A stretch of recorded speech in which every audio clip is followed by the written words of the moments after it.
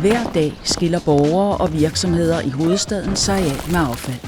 Vi tager imod og behandler affaldet med fokus på, at mest muligt sendes til genanvendelse.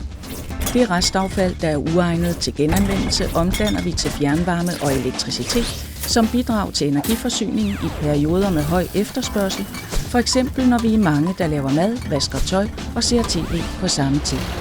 Og når vind og sol svigter, øger vi produktionen af den elektricitet, byen har brug for. Amager Bakke er et moderne anlæg med høj energieffektivitet. Det flytter grænser for, hvor effektivt og med lavere CO2-udledning end traditionelle løsninger, man kan udnytte affaldets ressourcer. Der er god energi i at placere et affaldsenergianlæg der, hvor livet leves, tæt på energiforbrugerne og midt i affaldsproduktionen. Og med sin tagpark er Amager Bakke samtidig en levende del af byens rum.